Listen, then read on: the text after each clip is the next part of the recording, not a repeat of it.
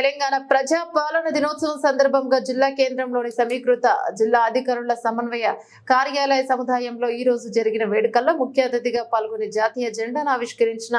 తెలంగాణ రాష్ట్ర శాసనసభాపతి శ్రీ గెడ్డెం ప్రసాద్ కుమార్ గారు పాల్గొన్న తాండూరు చేవెళ్ల శాసనసభ్యులు బి మనోహర్ రెడ్డి, కాళీ యాదయ్య, జిల్లా కలెక్టర్ ప్రతీక్ జైన్, జిల్లా ఎస్పీ నారాయణ రెడ్డి, ఉన్నతాధికారులు, ప్రజాప్రతినిధులు, అధికారులు, పోలీసు శాఖ సిబ్బంది, పాఠశాల కళాశాల విద్యార్థులు, ప్రజలు ముందుగా పోలీసుల గౌరవ వందనాన్ని స్వీకరించిన స్పీకర్ ప్రసాద్ కుమార్ సందర్భంగా విద్యార్థులను ప్రదర్శింపచేసిన దేశభక్తి గీతాలు, సాంస్కృతిక కార్యక్రమాలను సభాపతి ప్రసాద్ అతిథులతో కలిసి వీక్షించారు.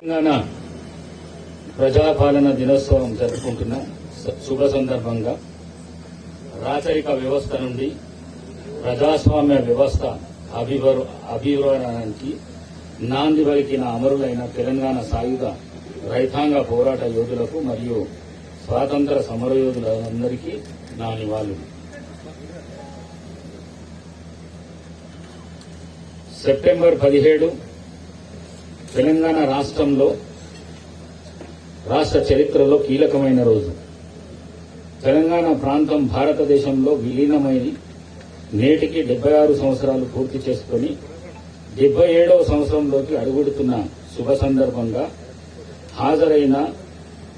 గౌరవ ప్రజాప్రతినిధులకు మరి నాతో పాటు శాసనసభలో ఎమ్మెల్యేలుగా ఉన్న తాండూరు శాసనసభ్యులు గౌరవ మనోహర్ రెడ్డి గారు, మరి అదేవిధంగా